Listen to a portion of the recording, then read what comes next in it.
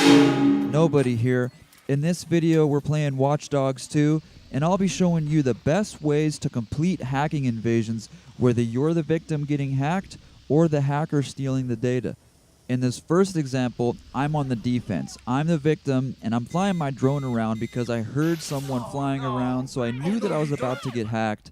So I was trying to see if I could find the hacker before it was too late, but as you can see, the hacker still was able to hack me, so now I'm running into the range of the hacker, and I'm about to put my drone up so that I can see if I can find him. And this guy hacked into my world while I was changing clothes in a clothing shop, so I'm wearing this funky, mismatched leprechaun outfit the whole time, which is kind of goofy, but you know, I didn't have time to change, so I just kind of had to roll with it. So anyway, if you're not familiar with hacking invasions, it's an online game mode, and there are two sides to it, where one online player is the hacker who has to invade the other online player's world by hacking into their system and trying to download all their data, while the victim has to try to find the hacker before the download is complete.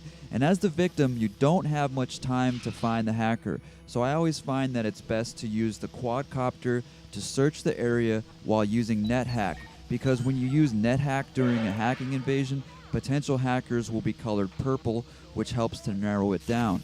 The quadcopter does have drawbacks because the enemy hacker can do a mass communication hack which will temporarily jam the drone, which wastes precious time. Also, as you may notice, every 25% of the download that's complete, the range gets smaller. And they do this to give you an advantage against the hacker, just to make things a little bit easier towards the end, just to narrow things down a little bit more.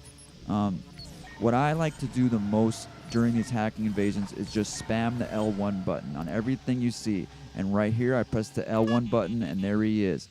I profiled him, I found him on top of that roof, I dropped some bombs on him, and he is dead. I neutralized him, I completed the objective, and it was all with the help of the quadcopter drone.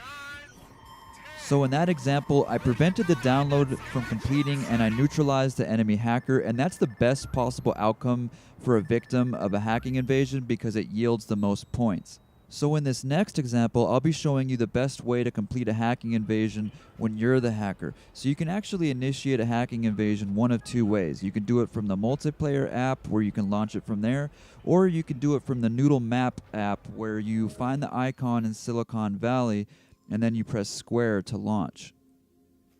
The game will then try to search for another online player, and once the player is found, you will be connected and you will be invading their world. Sometimes the victim will be close enough to where you can just walk right up to them, but sometimes they'll be far away enough to where the game will load you into a different part of the world and you'll have to fast travel there. So what I'm doing right here is I am looking for a good hiding place. My favorite place to hide during hacking invasions is bushes. And it has to be a specific type of bush. So right now, I'm looking for the guy. I'm getting close enough with my quadcopter to download the data. I like to be within 100 meters away so that I'm not out of range of the quadcopter, but I'm also far away enough to make it difficult for the victim because he's going to have to run all the way over here to reach this range.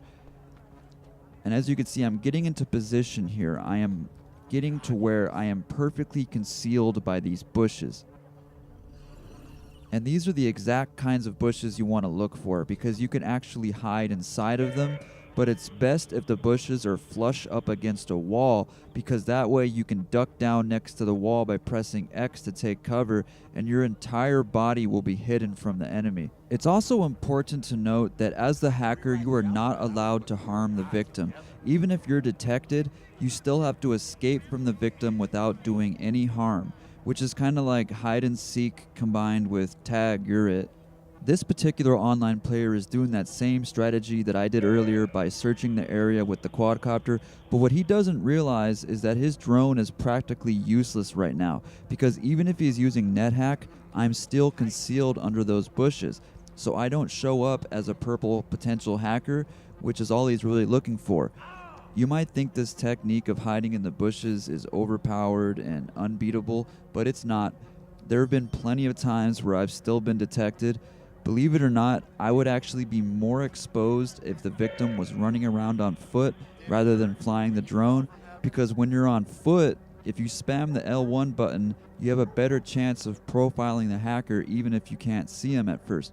Also, when you're on foot, if you get really close to the hacker, the little melee option will pop up and the victim can just press circle and kill the hacker just like that without even seeing him. It's just funny. I just keep watching this drone get really close to me and it just doesn't even realize where I am.